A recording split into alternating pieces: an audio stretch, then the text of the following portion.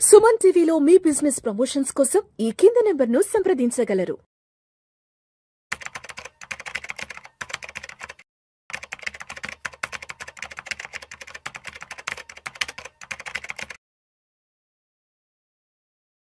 నమస్తే హర్ష. నమస్తే sir. Welcome to Vishnu talks. Thank you. So Harsha, ఒకసారి బంగారం వెండి ధరల గురించి మాట్లాడదాం. దీపావళి ముందు వరకు బంగారం వెండి ధరలు ఎంతలా అరాచకం సృష్టించాయో చూసాము. 24 క్యారెట్స్ 10 గ్రామ్స్ అయితే దీపావళికి ముందు దగ్గర దగ్గర 1,35,000 1,36,000 వరకు వెళ్ళిపోయినాయి. అండ్ సిల్వర్ విషయానికి వస్తే దీపావళి ముందు వరకు సిల్వర్ బార్స్ అయితే దగ్గర దగ్గర 2 లక్షల రూపాయలు అడ్వాన్స్లు ఇచ్చి క్యూ లైన్ లో నిలబడి మరీ కొన్నారు జనాలు. ఎస్, దీపావళి తెల్లవారుజాము నుంచి ఒక్కసారిగా సినిమా అంతా మారిపోయింది. దీపావళి తెల్లవారుజాము నుంచి బంగారం ఏమో ఆల్మోస్ట్ 10% డ్రాప్ అయి పడిపోయింది. అండ్ వెండి విషయానికి వస్తే 15 to 18% డ్రాప్ అయింది. అంటే దీపావళి ముందు వరకు వెండి అయితే 2 లక్షలు ఉన్నది, ఇవాళ 1,45,000 1,50,000 వరకు వచ్చేసింది. కాబట్టి ఎందుకంటారు దీపావళికి ముందు అంత పెద్ద విపరీతమైన అరాచకమైన ర్యాలీ వచ్చిందంటారు? అండ్ దీపావళి తర్వాత ఎందుకు ఒక్కసారిగా బంగారం వెండి ధరలు చల్లబడ్డాయి?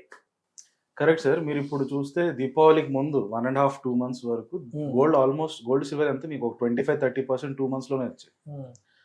మెయిన్ రీజన్ ఒక 1 to 2 years long time frame తీసుకుంటే ఫండమెంటల్ అన్నిటికంటే మోస్ట్ ఇంపార్టెంట్ రీజన్ మనకి కనిపించే సెంట్రల్ బ్యాంక్ బయింగ్. వాళ్ళు కొన్ని లక్షల కోట్లతో కొంటున్నారు కాబట్టి అది గోల్డ్ ని చాలా సిల్వర్ ని బాగా పెంచుతున్నాయి. లాస్ట్ ఆ 2 months గోల్డ్ కి మన దివాళీకి రాక ముందు 2 months ఎందుకు గోల్డ్ అంత పెరిగింది అనేది చూస్తే మీరు ఫస్ట్ అర్థం చేసుకోవాల్సిన రీజన్ వచ్చి అమెరికా వాళ్ళ ఇంట్రెస్ట్ రేట్లు. అసలు అమెరికా వాళ్ళ ఇంట్రెస్ట్ రేట్లకి గోల్డ్ ప్రైసెస్ కి ఏంటి సంబంధం? ఎందుకు వాళ్ళ ఇంట్రెస్ట్ రేట్స్ ప్రకారం గోల్డ్ పెరగాలి అంటే ఒక సింపుల్ కాన్సెప్ట్ అర్థం చేసుకుని బేసికల్గా ఇన్ఫ్లేషన్ అంటే ఏంటి?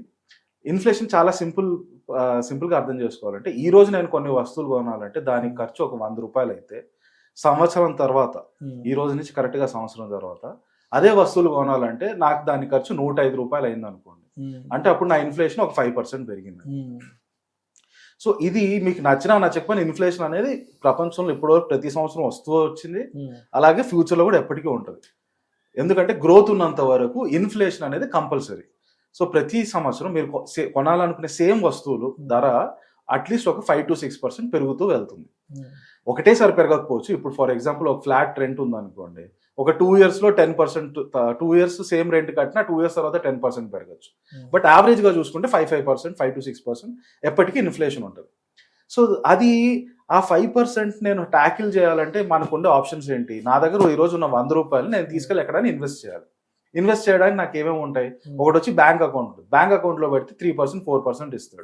ఇన్ఫ్లేషన్ 5% అంటే నాకు ఆల్రెడీ నాకు 1% 2% నష్టపోతున్నా. రెండవది వచ్చి ఫిక్స్డ్ డిపాజిట్స్ ఉంటాయి. ఫిక్స్డ్ డిపాజిట్స్ కూడా 5.5-6% అంటే ఆల్మోస్ట్ ఇన్ఫ్లేషన్ లెవెల్ ఉంటుంది. మూడోది వచ్చి గోల్డ్ వచ్చి ఇన్ఫ్లేషన్ కంటే స్లైట్లీ ఒక 1 to 2% ఎక్స్ట్రా ఉంటుంది. ఆల్మోస్ట్ ఇన్ఫ్లేషన్ కే ఉంటుంది. మాక్సిమం చూస్తే ఒక 1 to 2% ఎక్స్ట్రానే ఉంటుంది. దానికి మించి ఇంకొంచెం ముందుకెళ్తే రియల్ ఎస్టేట్, అన్నిటికంటే హైయెస్ట్ గా స్టాక్ మార్కెట్ లో డబ్బులు వస్తాయి. కాకపోతే స్టాక్ మార్కెట్ బాగా నాలెడ్జ్ అందరికి నార్మల్ జనాలకి ఎక్కడ ఇన్వెస్ట్ చేసుకోవాలంటే అది గోల్డ్ ఈజీ ఆప్షన్, లేదా ఎఫ్డీలో పెడతారు, లేదా రియల్ ఎస్టేట్ లో పెడతారు. ఇప్పుడు అమెరికా వాళ్ళ సెప్టెంబర్లో మన ఇంట్రెస్ట్ రేట్లు తగ్గిస్తున్నాం అని అనౌన్స్ చేశారు. అంటే అర్థం ఏంటి? అమెరికా వాళ్ళు ఫెడ్ రేట్స్ తగ్గిస్తున్నారు. ఎప్పుడైతే వాళ్ళు ఇంట్రెస్ట్ రేట్స్ తగ్గిస్తారో ఏమవుతుంది? మీ బ్యాంక్ ఫిక్స్డ్ డిపాజిట్స్ కానీ, మీ నార్మల్ సేవింగ్స్ అకౌంట్ ఇంట్రెస్ట్ రేట్లు కానీ ఇవన్నీ తగ్గిపోతాయి. అవన్నీ తగ్గిపోయి అంటే ఒక 7% దగ్గర ఉండింది అనుకోండి, అమెరికా వాళ్ళు మేము 1% తగ్గిస్తున్నాం అని అన్నారు అనుకోండి. ఇన్ఫ్లేషన్ మీకు ఆల్రెడీ 6% ఉంటే ముందు అందరూ నాకు 7% అక్కడ బ్యాంక్ లో పెడితే వస్తుంది కదా, ఇన్ఫ్లేషన్ 6% కదా, ఒక 1% ఎక్స్ట్రా వస్తుంది కదా అని ఆ బ్యాంకులో పెడతారు. కానీ ఎప్పుడైతే అమెరికా వాళ్ళు ఇంట్రెస్ట్ రేట్లు కట్ చేస్తున్నాం అంటే అప్పుడు ఏమవుతుంది? వాళ్ళు బ్యాంక్ లో పెట్టినా 6% వస్తుంది, ఇన్ఫ్లేషన్ 6% వస్తుంది. అలాంటప్పుడు వాళ్ళు ఇది నాకు బ్యాంక్ లో పెట్టడం వేస్ట్ అని చెప్పి ఆ డబ్బులంతా తీసుకెళ్లి గోల్డ్ లో పెడతారు. రైట్? సో ఎప్పుడైనా సరే అమెరికా ఇంట్రెస్ట్ రేట్లు తగ్గిస్తే దానివల్ల మార్కెట్లో ఎవరైతే జనాలు డబ్బులు ఇన్వెస్ట్ చేస్తారో వాళ్ళకి ఇన్వెస్ట్ చేయడానికి ఆప్షన్స్ తగ్గిపోతాయి కనుక సేఫెస్ట్ బెట్ వాళ్ళు చూసేది గోల్డ్. అందువల్ల మీరు త్రూఅవుట్ హిస్టరీ చూసుకుంటే any time US interest rates తగ్గించినప్పుడల్లా గోల్డ్ ప్రైజెస్ పెరుగుతాయి. ఎందుకంటే గోల్డ్ డిమాండ్ పెరిగిపోతుంది. ఎందుకు గోల్డ్ డిమాండ్ పెరుగుతుందంటే అది కనీసం ఇన్ఫ్లేషన్ కంటే కొంచెం ఎక్కువ రిటర్న్స్ వస్తుంది. అందుకే గోల్డ్ని మనం ఇన్ఫ్లేషన్ హెడ్జ్గా కూడా అంటాం, ఇన్ఫ్లేషన్ హెడ్జ్ యాసెట్ అని. సో ఎప్పుడైనా సరే ఇన్ఫ్లేషన్ ట్యాకిల్ చేయాలంటే మిగతా ఆప్షన్స్ ఏది లేనప్పుడు gold is your final destination. సెప్టెంబర్లో మనకి ఫస్ట్ టైం అమెరికా ఇప్పటి నుంచి నేను ఇంట్రెస్ట్ రేట్లు కట్ చేస్తాను అని అనౌన్స్ చేశారు. అది అనౌన్స్ చేయడం వల్ల గోల్డ్ ప్రైస్లు పెరగడం మొదలుపెట్టాయి. అందుకే మీరు ఆ 1 to 2 months చూసారంటే 25-30% rally. At the same time మన ఇండియాలో గోల్డ్కి ఒక ఎమోషనల్ వాల్యూ. ఆ దివాళీ రావడం, దసరా దివాళీ సీజన్ అవడం వల్ల గోల్డ్కి కూడా సేల్స్ బాగా పెరగడం, చాలా మంది గోల్డ్ కొనాలని అనుకోవడం, వాటి వల్ల ఆ డిమాండ్ వల్ల కూడా గోల్డ్ ప్రైసెస్ బాగా పెరిగాయి.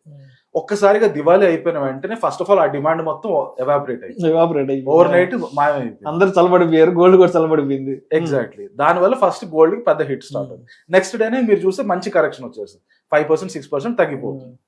అట్ ద సేమ్ టైం నిన్న మొన్న యుఎస్ ఫెడ్ వాళ్ళు ఇప్పుడైతే ఇంట్రెస్ట్ రేట్లు తగ్గిస్తున్నాం, ఒక 25 basis points 4% 3.75% తీసుకొస్తున్నాం, కానీ డిసెంబర్లో ఖచ్చితంగా తగ్గిస్తాం అనేది మాత్రం మేము చెప్పట్లేదు అని అన్నారు. అది గోల్డ్ ప్రైజెస్ కి నెగటివ్ న్యూస్. ఎందుకంటే వీళ్ళు ఇంట్రెస్ట్ రేట్లు ఎప్పుడైతే తగ్గిస్తారో అప్పుడే వీళ్ళు తగ్గిన ఇంట్రెస్ట్ రేట్లు ఇన్ఫ్లేషన్ కవర్ చేయదు కాబట్టి జనాలు గోల్డ్ లో కొనాలని చూస్తారు. కానీ మేము ఇంట్రెస్ట్ రేట్లు తగ్గించము అని చెప్పేసరికి అప్పుడు వీళ్ళకి మామూలు పీపుల్ కి గోల్డ్ మీద ఇంట్రెస్ట్ కూడా తగ్గిపోతుంది. కనుక గోల్డ్ రేసెస్ దాని ప్రకారం కూడా కొంత కూల్ ఆఫ్ కనిపిస్తుంది. సో మేజర్ ఫ్యాక్టర్ ఈ లాస్ట్ 2-3 months లో గోల్డ్ ర్యాపిడ్ గా పెరగడం, ర్యాపిడ్ గా తగ్గడం. ఒకటి వచ్చి యుఎస్ ఫెడ్ రేట్స్ ఫస్ట్ లో తగ్గిస్తాము కంటిన్యూస్ గా అని చెప్పడం, తర్వాత నిన్న వచ్చి 25 basis points తగ్గించినప్పటికీ డిసెంబర్ లో మళ్ళీ తగ్గుతుందని గ్యారంటీ అయితే ఇవ్వలేమని చెప్పడం, అదొకటి. At the same time Diwali వల్ల డిమాండ్ బాగా పెరగడం మన దగ్గర. ఆ దివాళీ ఎప్పుడైతే అయిపోయిందో ఆ తర్వాత డిమాండ్ ఒకటేసారిగా కూల్ ఆఫ్ అయిపోవడం, ఇది చాలా రొటీన్ గా ఫ్యాక్టర్స్ అండి. బట్ అల్టిమేట్లీ మీరు అన్నట్టు గోల్డ్ ప్రైసెస్ బాగా పెరిగి ఒక 10% అయితే కరెక్ట్ అయ్యాయి. అండ్ అదేవిధంగా గోల్డ్ ఈటీఎఫ్లు ఉన్నాయి కదా, ఈ టైంలో గోల్డ్ ఈటీఎఫ్లు కూడా మంచి ర్యాలీలో ఉన్నాయి, గోల్డ్ ఈటీఎఫ్లు మంచి రిటర్న్స్ వస్తున్నాయంటూ కూడా మనకు ఆర్టికల్స్ వస్తున్నాయి. సో మరి గోల్డ్ ఈటీఎఫ్ ఇన్వెస్ట్మెంట్ ని ఎలా చూడొచ్చు అంటారు? సో మీరు గోల్డ్ కొనాలనుకుంటే ఒకటి వచ్చి వెళ్ళి జ్యువెలరీ కొనొచ్చు, కానీ జ్యువెలరీలో మీకు రకరకాల ఇష్యూస్ ఉంటాయి. ఒకటి వచ్చి అసలు నిజమైన క్వాలిటీ నిజంగా క్వాలిటీ ఇష్యూస్, రెండోది వచ్చి మేకింగ్ చార్జెస్ అని చెప్పి కూలీలు, రైట్. సో వాళ్ళు అల్టిమేట్ గా వాళ్ళు ఇచ్చే గోల్డ్ నిజంగా మీరు ఎక్స్పెక్ట్ చేస్తున్న గ్రామ్స్ ఉన్నాయా లేదా కూడా తెలియదు మీకు. సో ఇవన్నీ ఉండేసరికి జ్యువెలరీ ఎప్పుడైనా సరే మీరు అవసరం అయితే తప్పితే అన్ని సమయాల్లోనూ గోల్డ్ లో ఇన్వెస్ట్ చేయాలంటే జ్యువెలరీ కొనాల్సిన అవసరం లేదు. అల్టిమేట్ గా మీరు ఏదో ఫంక్షన్లకి పెళ్లిళ్ళకి వాటికి జ్యువెలరీ కొనాల్సింది తప్పితే మిగతా టైంలో మీరు ఇంక వేరే ఆప్షన్స్ ఏముంటుంది, వెళ్ళి గోల్డ్ బార్ కొనొచ్చు, గోల్డ్ కాయిన్ కొనొచ్చు. గోల్డ్ కాయిన్స్, గోల్డ్ బార్స్ కొంటే దానివల్ల ఇష్యూ వచ్చి ఏంటంటే మీరు అది మళ్ళీ తీసుకెళ్లి మార్కెట్లో అమ్మాలి. మీరు వెళ్ళి నేను మార్కెట్లో గోల్డ్ బార్ నేను అమ్ముతున్నాను కొనుక్కోండి అంటే మీకు ఇమీడియట్ గా కొనడానికి ఎవరు దొరకపోవచ్చు. సో ఆ లిక్విడిటీ ఇష్యూ వస్తుంది. కొనడం మీరు ఈజీగా కొనేయచ్చు, మళ్ళీ అమ్మడానికి మీరు అమ్మినప్పుడు కొనేవాళ్ళు కూడా రెడీగా ఉండాలి, ఆ ఇష్యూ ఉంటుంది. ఇలాంటి ఒకటి వచ్చి క్వాలిటీ ఇష్యూస్, రెండోది వచ్చి లిక్విడిటీ ఇష్యూస్, ఇలాంటి ప్లస్ మేకింగ్ ఛార్జెస్ అని చెప్పి వాళ్ళు ఛార్జ్ చేసే ఎక్స్ట్రాలు, దాని మీద మళ్ళీ జిఎస్టీలు, ఈ ఎక్స్ట్రా ఛార్జెస్ ఎక్స్ట్రా కష్టాలు పోవాలంటే మీకున్న బెస్ట్ ఆప్షన్ వచ్చి ఈటీఎఫ్స్. ఈటీఎఫ్స్ అంటే చాలా simple, exchange traded fund. Simple గా స్టాక్ మార్కెట్ లో గోల్డ్ ఈటీఎఫ్ అంటే ఫర్ ఎగ్జాంపుల్ నిప్పాన్ వాళ్ళు చూస్తే మీరు గోల్డ్ బీస్ అని ఉంటుంది, జీరోదా వాళ్ళు చూస్తే గోల్డ్ కేస్ అని ఉంటుంది. ఇది నథింగ్ బట్ ఆ కంపెనీ వాళ్ళు కొని పెట్టుకుంటారు గోల్డ్ అంతా.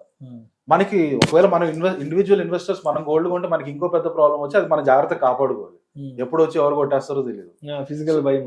ఎగ్జాక్ట్లీ. సో అది వీళ్ళు గోల్డ్ బీస్, గోల్డ్ సిల్వర్, గోల్డ్ కేసు వాళ్ళు చూసుకుంటారు. పెద్ద పెద్ద కార్పొరేట్స్ కాబట్టి వాళ్ళు పెద్ద పెద్ద అతికే ప్రూఫ్ రూమ్స్ అలాంటివి కట్టించి వాటిలో గోల్డ్ కొని పెట్టుకుంటారు, చాలా సేఫ్ గా వాళ్ళు కాపాడుకుంటారు. మనకి అలా ప్రెజర్ అంతా పోతుంది. మనకి సింపుల్ గా ఒక బటన్ నొక్కితే గోల్డ్ కొనొచ్చు, మళ్ళీ ఇంకో బటన్ నొక్కితే గోల్డ్ అమ్మేయచ్చు. అట్ ద సేమ్ టైం మీరు ఒక గోల్డ్ కాయిన్ కొనాలి, 10 గ్రాములు గోల్డ్ కాయిన్ కొనాలంటే 1,30,000 అలా అంత పెట్టాలి. అదే గోల్డ్ ఈటీఎఫ్ లో మీ దగ్గర 10 రూపాయలు ఉన్నా కూడా పోయి కొనుక్కోవచ్చు. Super, right. సో మీకు ఆ ఫ్లెక్సిబిలిటీ, గోల్డ్ కొనడం వల్ల వచ్చే చాలా రకాల తలకాయ నొప్పులు ఇవన్నీ కూడా గోల్డ్ ఈటీఎఫ్ కొనడం వల్ల పోతాయి మీకు. Right right.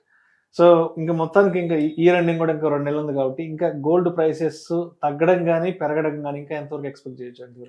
యా, సో ఇప్పుడు రాబోయే కాలంలో గోల్డ్ కున్న మేజర్ ఫ్యాక్టర్స్ ఏంటి ప్రైస్ మూమెంట్ కి అనేది మనం చూస్తే, ఫస్ట్ ఆబ్వియస్ గా సెంట్రల్ బ్యాంక్స్, ప్రపంచంలో సెంట్రల్ బ్యాంక్స్ గోల్డ్ కొంటున్నాము, మేము గోల్డ్ ఇక్కడి నుంచి కొనడం ఇంకా తగ్గిస్తాము ఇప్పటివరకు కొన్నాం, బాగా కొన్నాం, కానీ ఇక్కడ నుంచి కొంచెం తగ్గిస్తామని కాస్త అనౌన్స్మెంట్ అన్న ఇస్తే, అలాంటి ఏమైనా అనౌన్స్మెంట్ వస్తే ఫస్ట్ మేజర్ కూల్ ఆఫ్ ఉంటుంది. సెకండ్ వచ్చి యుఎస్ ఫెడ్ రేట్స్ డిసెంబర్కి మేము గ్యారంటీ ఇవ్వాలని తగ్గిస్తాము లేదా పెంచుతాము అని చెప్పారు. ఒకవేళ వాళ్ళు రేపు వచ్చి డిసెంబర్లో కనుక తగ్గించేశారు అనుకోండి, అప్పుడు మళ్ళీ సడన్గా గోల్డ్లో ప్రైస్ పైకి పెరుగుతుంది. కానీ ఒకవేళ మేము తగ్గించకుండా అలాగే ఉంచుతున్నాం అని అన్నారు అనుకోండి, డెఫినెట్గా గోల్డ్ మళ్ళీ అంత ఫాస్ట్గా పెరగడానికి అంత స్కోప్ అక్కడ లేదు. కానీ ఇవి రొటీన్ ఫ్యాక్టర్స్. ఇది కాకుండా ఇంకొన్ని స్పెషల్ ఫ్యాక్టర్స్ ఉన్నాయి. అది వచ్చి నంబర్ 1 వచ్చి అమెరికాలో ఉన్న డెట్ ప్రాబ్లం.